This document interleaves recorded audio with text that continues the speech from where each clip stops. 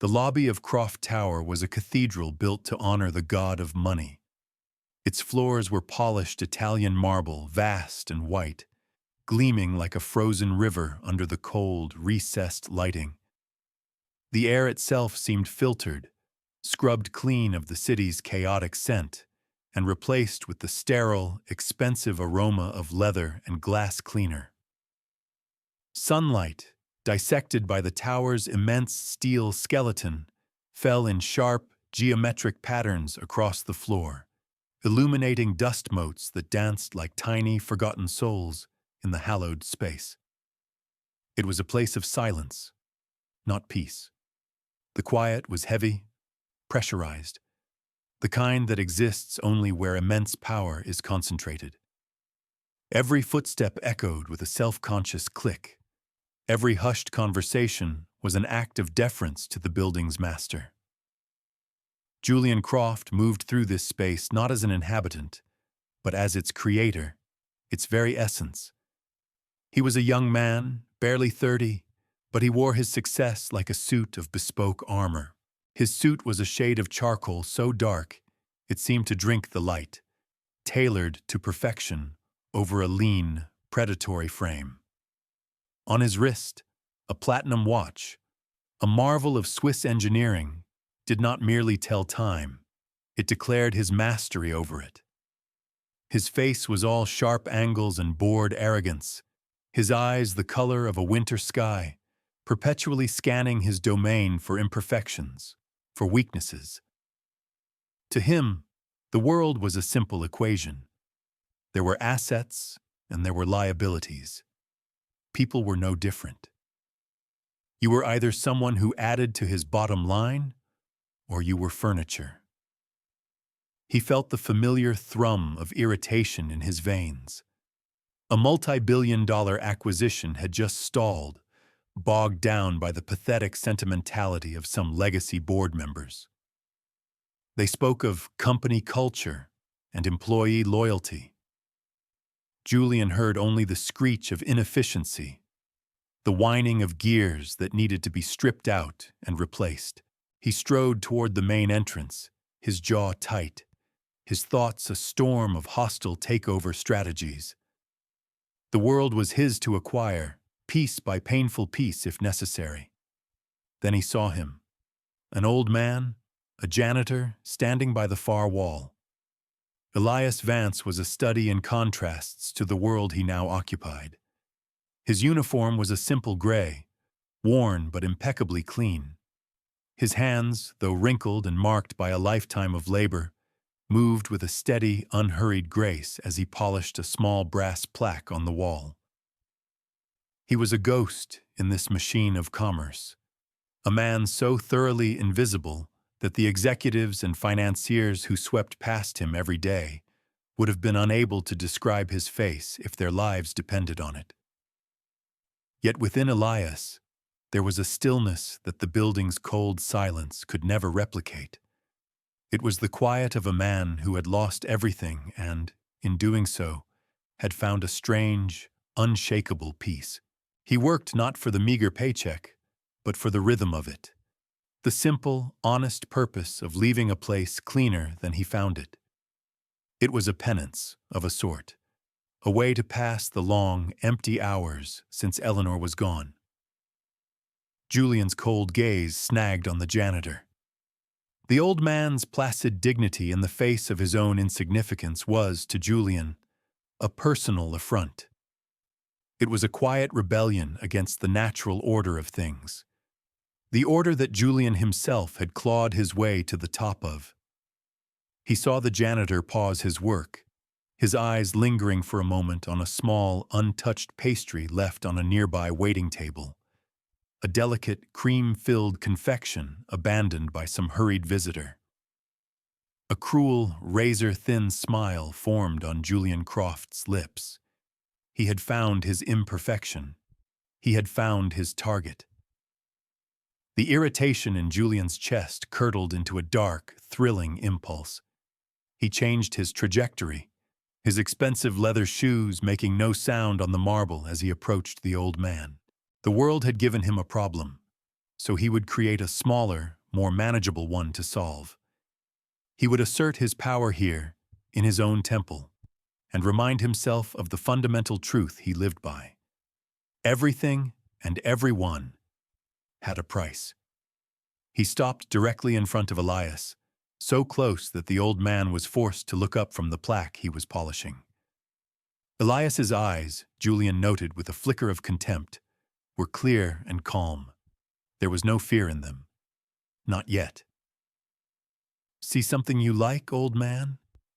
Julian's voice was ice wrapped in velvet, a low, dangerous purr that cut through the lobby's hush. Heads turned. The few people scattered across the vast space, a pair of junior executives waiting for a car, a courier signing a form at the security desk. All paused. They sensed the shift in the atmosphere, the sudden charge of a predator closing in on its prey. Elias looked from the pastry back to Julian. His expression was neutral, betraying nothing. "Just an observation, sir. A waste of good food." Julian let out a short, sharp laugh, a sound devoid of all humor. It was the crack of a whip. A waste or a temptation? He gestured to the pastry with a flick of his wrist, the platinum watch catching the light. "You were thinking of taking it, weren't you? A little bonus for your hard work." Elias slowly straightened up, his back protesting with a quiet ache. He placed his polishing cloth neatly on his cart. "No, sir. I would never take what isn't mine." His dignity was like fuel on a fire for Julian. This was the problem with the poor. They clung to their useless morality as if it were a shield. Julian's purpose was to shatter it, to show them it was nothing more than a brittle piece of glass. "Oh, I think you would," Julian said, his voice rising just enough to draw the full attention of everyone in the lobby. The junior executives were now frozen, their eyes wide. The security guard had taken a half step forward, uncertain. "I know your type, always looking for a handout, for something you didn't earn. You see this?" He pointed at the building around them. "I earned this, every last inch of it. And you? You just wiped the dirt off it." Julian felt the power surge through him. The onlookers were his audience. The old man was his prop. He reached into his pocket and pulled out a thick money clip, peeling off a crisp $100 bill. He held it out between two fingers. "I'll tell you what," he declared, his voice ringing with theatrical contempt.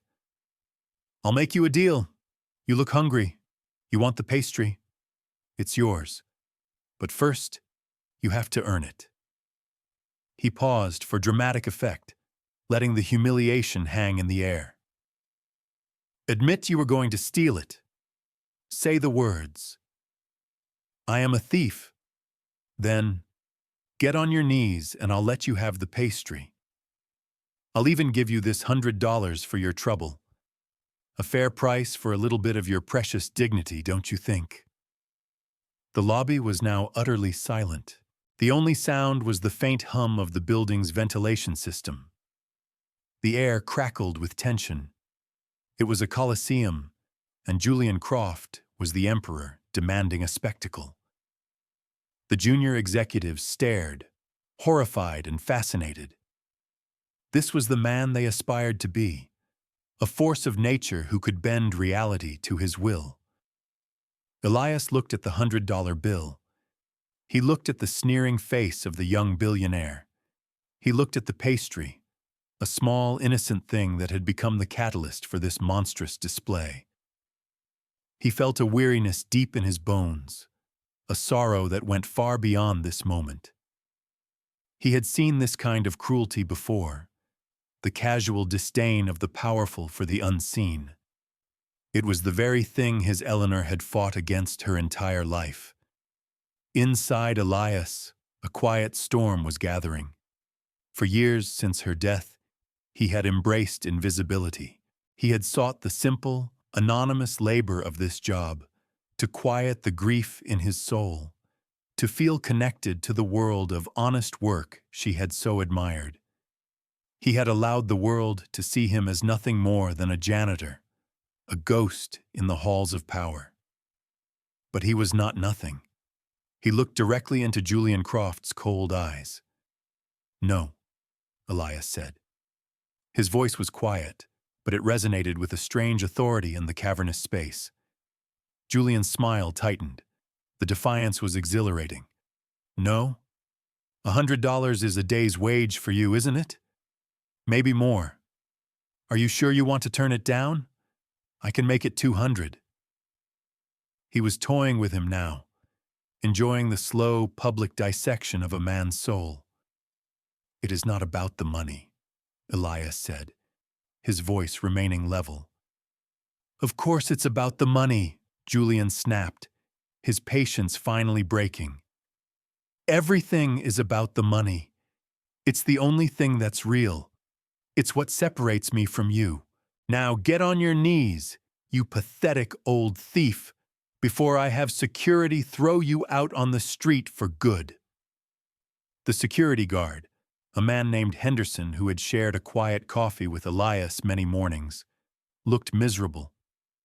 He took another hesitant step forward, his hand resting on his belt. He was caught between his orders and his decency. Elias held up a hand, a gesture that was not asking for a halt, but commanding it. The authority in the motion was so unexpected, so out of place, that both Julian and the guard froze. A profound shift occurred within Elias. The long-suffering janitor, the grieving widower, receded. In his place, a different man emerged, one who had been dormant for years. It was the man who had built empires, who had negotiated with titans of industry, who had stared down market crashes without flinching. The quiet determination that had been his shield now became his sword. He did not raise his voice. He did not tremble with anger. He simply met Julian Croft's furious gaze with an expression of profound, weary disappointment. "You are mistaken about many things, young man," Elias said softly. Then he acted. With a slow, deliberate movement, he reached not for his cleaning supplies, but into the back pocket of his worn gray trousers. He pulled out a wallet, a simple, battered leather thing that had seen decades of use. The onlookers leaned in, expecting him to produce an ID, perhaps to plead his case. Julian scoffed, assuming this was some final, pathetic gesture of defiance. Elias's fingers, steady and sure, bypassed the few small bills in the cash fold. He slipped his thumb into a hidden sleeve at the back of the wallet. He pulled out a single card. It was not a credit card. It was not a driver's license. It was a plain, heavy-stock key card, black as obsidian, with a single, elegant silver crest embossed in the center. The crest was a stylized V. Julian's mind, which processed billion-dollar transactions in microseconds, failed to comprehend what he was seeing. It was just a card. It meant nothing. Elias didn't say a word. He turned from Julian and walked the few steps to the main security panel on the wall, the nerve center that controlled the lobby's lighting, access, and displays. The security guard, Henderson, watched in stunned confusion, making no move to stop him. There was something in the old man's walk, a sudden and absolute sense of purpose, that rooted him to the spot. Elias held the black card up to the scanner. There was no beep. There was only a soft, electronic chime, a tone none of them had ever heard before. It was a sound of ultimate access. Instantly, the entire lobby plunged into a soft twilight. The brilliant overhead lights dimmed to a gentle glow. The massive digital stock ticker on the far wall went blank, and the soft classical music playing from hidden speakers faded into silence. A collective gasp rippled through the small crowd. They stood in the sudden, eerie quiet, bathed in the muted light. Elias held the card to the scanner again. The lights returned to their full, blinding intensity. The stock ticker flickered back to life. The music resumed. He had commanded the very bones of the building. He turned back to face Julian Croft. The arrogant smirk was gone from the young billionaire's face, replaced by a mask of slack-jawed disbelief. The color had drained from his cheeks. His mind raced, trying to find a logical explanation. A master key card from a head of security? An IT override? It didn't make sense. Elias finally spoke, his voice no longer the quiet murmur of a janitor, but the calm, resonant tone of absolute command. "My name," he said, letting each word land with the weight of a stone, "is Elias Vance." The name meant nothing to Julian. It was just a name. "And you," Elias continued, his gaze sweeping across the opulent lobby, the marble floors, the soaring glass walls, "are standing in my building." The power dynamic in the room did not just shift, it shattered. It inverted with the force of a thunderclap. In that single instant, Julian Croft went from being the emperor of his domain to a loud, obnoxious tenant. The janitor, the invisible man, the ghost in the machine, was suddenly the machine itself. The crowd stared, their minds reeling, trying to reconcile the image of the humble old man in a gray uniform with the staggering implication of his words. He owned Croft Tower. Julian's mouth opened and closed, but no sound came out. His world, a carefully constructed fortress of numbers and net worth, had been demolished by a single, impossible fact. His brain was a frantic mess of error messages. It was a trick, a lie. It had to be. But then, a new voice cut through the stunned silence. "Elias, there you are. I was beginning to think you'd stood me up." An older gentleman in a beautifully tailored tweed suit was walking toward them from the main entrance. He had an air of old-world power and gravitas. This was Arthur Sterling, the chairman of the city's most powerful banking consortium, a man whose quiet nod could make or break fortunes. Julian knew him well. Mr. Sterling was one of his company's primary financiers, a kingmaker whose respect Julian had been trying to earn for years. Sterling walked right past Julian as if he were a statue and clasped Elias's hand warmly.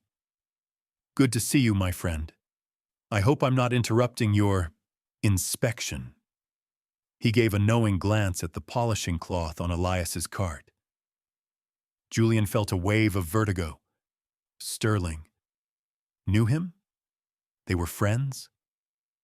Sterling finally turned his attention to Julian, and his warm expression vanished, replaced by a look of glacial disappointment. "Mr. Croft, I must say I am utterly appalled. I just received a text from my assistant who witnessed your performance." The expert had arrived. The arbiter was here to pass judgment. "Mr. Sterling, I don't understand," Julian stammered, his voice a pathetic squeak. "No, I don't suppose you do," Sterling said, his voice laced with contempt. He gestured toward Elias. "You see this man? You see this janitor you just tried to humiliate for sport? This is Elias Vance. He is the founder and sole owner of Vance Real Estate Holdings, the largest private commercial real estate portfolio on the continent. He doesn't just own this building, Mr. Croft. He owns the land beneath it. He owns the towers your competitors lease in Chicago and London. My bank, the bank that holds your company's debt, considers it a profound privilege to do business with him." Each word was a hammer blow, dismantling Julian's reality piece by piece. The invisible man was a titan, a legend, a recluse who, after the tragic death of his wife years ago, had all but disappeared from public life, leaving the management of his empire to a trusted board. A board chaired, Julian realized with a fresh wave of nausea, by Arthur Sterling himself. He started working here 6 months ago, Sterling continued, his voice dropping to a low, damning tone. He told me he wanted to feel useful again, to see the world from the ground up, the way his wife always did. He wanted to understand the people who were invisible to men like you. The public fallout was instantaneous and brutal. Someone had, of course, been filming the entire exchange on their phone. Before Sterling had even finished his pronouncement, the video was rocketing through the digital stratosphere. The headline wrote itself, "Tech billionaire Julian Croft humiliates landlord disguised as janitor." By the time Julian stumbled back to his penthouse office, his world was already in flames. His phone was vibrating itself off his desk with calls from his board of directors, from furious investors, from news agencies. His company's stock, which he checked with a trembling hand, was in freefall. The market, like him, worshipped power, but it despised foolishness. And he had proven himself to be the biggest fool of all. He had built his identity on a foundation of wealth and dominance. Now he saw with sickening clarity that he had been nothing more than a tenant, a loud, arrogant guest in the house of a king. He was escorted from the building not by his own pristine security team, but by Henderson, the guard from the lobby, whose eyes held not malice but a deep, sorrowful pity. That pity was worse than any hatred. It confirmed his new status. He was no longer a person to be feared, but a problem to be managed. 2 days later, stripped of his CEO title and facing financial ruin, Julian received a summons, not from a lawyer, but a simple, handwritten note delivered by a courier. It was from Elias Vance. He was requested to meet at an address he didn't recognize, in a part of the city he had only ever flown over in his helicopter. The address was not a gleaming office tower or an exclusive club. It was a small, community-funded soup kitchen in a rundown neighborhood. The air inside smelled of bleach and simmering stew. Julian, in his last remaining expensive suit, felt as out of place as a wolf in a sheep pen. He found Elias in a small, cramped office at the back. He wasn't wearing a uniform or a suit. He was in a simple pair of trousers and a worn cardigan, sitting at a metal desk, looking over a stack of papers. The only decoration on the wall was a framed photo of a woman with a kind, radiant smile. The silence between them was heavy. Julian's arrogance was gone, burned away, leaving behind only the raw, hollow shell of his ambition. He didn't know what to say. "I'm sorry," felt like a pebble thrown into a canyon. It was Elias who spoke first. "Please sit down, Julian." Julian sat, the cheap plastic chair groaning under his weight. "I did not ask you here to gloat," Elias said, his voice gentle. "I asked you here to understand." He gestured to the photo on the wall. "That was my wife, Eleanor. She passed away 5 years ago. This place, this was her passion. She believed that a person's worth had nothing to do with their bank account. She believed in second chances." Julian could only stare at his hands, which rested uselessly in his lap. He felt a lifetime of rage and bitterness welling up inside him, the poison he had carried for so long. Without meaning to, he began to speak, the words spilling out of him in a torrent of long-suppressed pain. "What do you know about worth?" he choked out, the words raw and ragged. "You were born into it, weren't you? I wasn't. I grew up in a place like this, not a block from here. My father worked 3 jobs and still couldn't keep the lights on. My mother was always sick." His voice broke. He told Elias everything. He spoke of his younger sister, Sarah. She had been bright, full of laughter. But she had gotten sick, a rare infection that required expensive, specialized treatment. They couldn't afford it. They filled out forms for charities. They begged. They pleaded. But they were just another number in a stack of sob stories. Sarah had died in a crowded, underfunded public hospital. She was 9 years old. That day, I made a vow, Julian whispered, tears streaming down his face for the first time since he was a child. I vowed I would never be helpless again. I would become so rich, so powerful, that I would never have to ask anyone for anything. Money wouldn't just be my shield, it would be my weapon. I would use it to make the world bend to my will, so it could never hurt me or anyone I cared about again. I looked at people like you, like that janitor, and I didn't see a person. I saw my father's exhaustion. I saw my own weakness, and I hated it. He finally fell silent, his confession hanging in the small, quiet room. He was empty, exposed, waiting for the final blow, for the righteous judgment he deserved. Elias listened to the entire story without interruption. His calm expression never changed, but a deep, profound sadness filled his eyes. When Julian was finished, Elias slowly reached over and turned the framed photograph on his desk to face the young man. "This is Eleanor," he said again, his voice thick with emotion. "She ran a foundation, a small one at first, dedicated to helping children with critical medical needs, families whose insurance wouldn't cover the costs." Julian looked at the woman's face. There was something vaguely familiar about her kind smile, a memory from a long, desperate time. "She was killed by a drunk driver 5 years ago," Elias continued softly.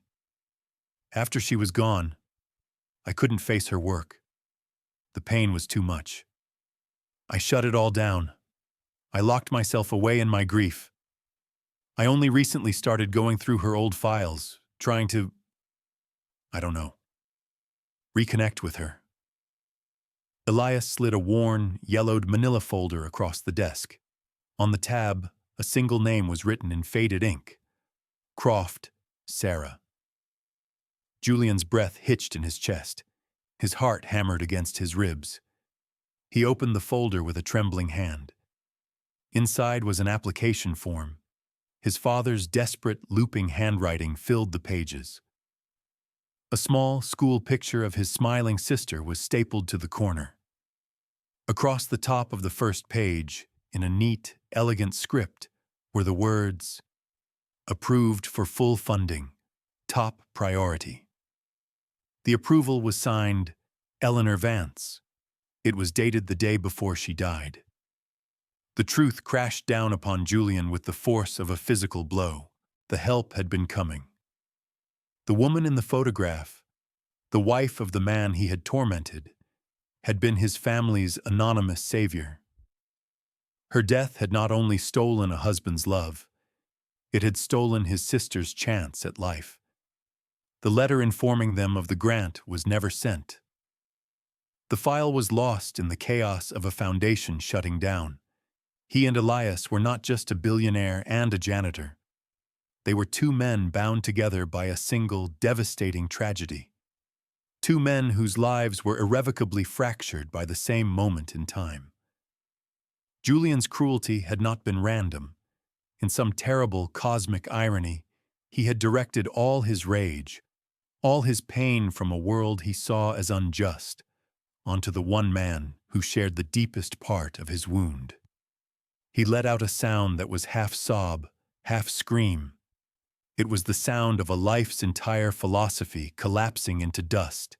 His hatred, his ambition, his cold, hard shell, it had all been built on a ghost, a misunderstanding, a letter that never arrived. In the quiet humility of that small office, stripped of his wealth and his rage, Julian Croft was finally, utterly broken. And in that brokenness, for the first time, he saw the possibility of being put back together differently. Elias did not offer platitudes or easy forgiveness. He simply sat with Julian in his grief, a silent partner in a pain that now had a name and a face. He gave him the one thing Julian's money could never buy, a moment of shared human connection in the face of unbearable loss. The choice of what to do next was not Elias's to make. It belonged to the young man who had just lost everything for the second time. Julian had a choice. He could sink into the abyss of his ruin, a bitter, forgotten man consumed by a tragic irony. Or he could climb out. He looked at the folder with his sister's name on it. He looked at the photograph of the woman who had tried to save her. He looked at the quiet, dignified man who had every right to destroy him, but had instead shown him the truth. What do I do?" Julian asked, his voice barely a whisper. "You honor them," Elias replied simply. "Both of them." That was the beginning. It was not a simple path. Redemption is not a transaction. It is a long, arduous journey. Julian, with Elias's quiet guidance, began the painstaking process of dismantling what was left of his former life. He liquidated his remaining assets: the penthouse, the art collection, the fleet of supercars. It was a fraction of his former fortune, but it was still a substantial sum. He did not use it to try and rebuild his company. Instead, he brought all of it to Elias. Together, they reopened Eleanor's foundation. They gave it a new name, the Eleanor and Sarah Foundation. Its mission was simple and absolute: to ensure that no family would ever be denied life-saving medical care for a child due to bureaucracy or lack of funds. Julian did not become the chairman. He did not take a seat on the board. He started at the bottom. His first job was to personally go through the thousands of old, forgotten files from the Foundation's original incarnation, to find any other families who, like his own, had fallen through the cracks. He spent his days in a dusty basement, reading stories of heartbreak and hope, his nights on the phone, tracking down people who had given up years ago. He became the Foundation's lead caseworker. The man who had once commanded boardrooms now sat in hospital waiting rooms, holding the hands of terrified parents. The man who had once moved markets with a single phone call now spent hours on the phone arguing with insurance companies and hospital administrators. He traded his bespoke suits for simple, functional clothes. The arrogant sneer was replaced by a look of weary, focused empathy. He was no longer building an empire of wealth, but a legacy of grace. Elias Vance, in turn, slowly stepped back into the world. He gave up his janitor's uniform, but not his ethos. He remained the silent majority owner of his vast real estate empire, but he directed its immense profits toward a new purpose. He used his power not to acquire more, but to give more. A significant portion of the rent from Croft Tower, which he officially renamed the Vance Sterling Tower, now went directly to funding the Foundation's work. He established free health clinics in low-income neighborhoods and funded scholarships for aspiring doctors and nurses. He was still a ghost, in a way, but now he was a benevolent one. His presence felt in the lives he changed, rather than the buildings he owned. Several years passed. The world of high finance largely forgot the name Julian Croft. The viral video of his downfall became a distant memory, a cautionary tale for a new generation of arrogant young tycoons. One crisp autumn afternoon, the Eleanor and Sarah Foundation was hosting a small charity event in a public park. Families who had been helped by the foundation were gathered, their children laughing and playing on the grass. Julian, looking older than his years, but more at peace than he had ever been, was grilling hot dogs, a simple apron tied around his waist. He laughed as a little girl, her life saved by a surgery the foundation had funded, smeared ketchup on his cheek. He saw a familiar figure sitting on a nearby park bench, watching the scene with a quiet smile. It was Elias, dressed in his simple cardigan, looking for all the world like just another grandfather enjoying the day. Julian wiped his hands on his apron and walked over, sitting down next to him. They watched the children play in comfortable silence for a few moments. "She would have loved this," Julian said softly, his gaze on the laughing children. "Both of them." "Yes," Elias agreed. "They would have." A young boy ran up to them, chasing a stray ball. He stumbled and fell, scraping his knee. Before Julian could even react, Elias was off the bench, kneeling beside the crying child. He didn't offer money or grand promises. He simply pulled a handkerchief from his pocket, gently wiped the dirt from the scrape, and spoke to the boy in a low, soothing voice until the tears subsided.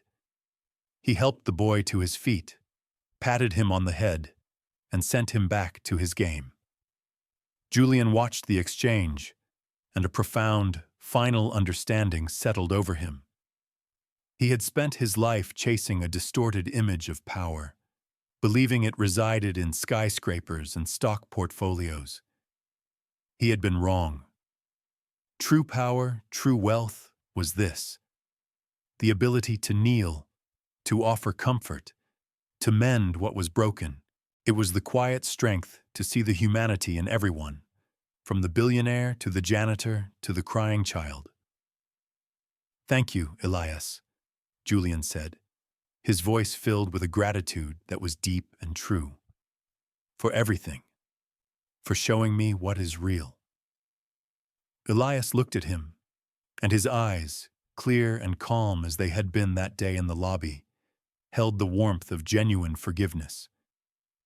"You found your own way, Julian. You just needed a different map." They sat together as the sun began to set. Two men from different worlds, forever bonded by a shared tragedy and a shared purpose. They were a living testament to the story's enduring moral, that a person's true measure is not found in the height of the towers they build, but in the depth of the foundations they lay in the hearts of others. It is a wealth that can never be spent, a currency of kindness that once invested in the world pays dividends of hope for generations to come.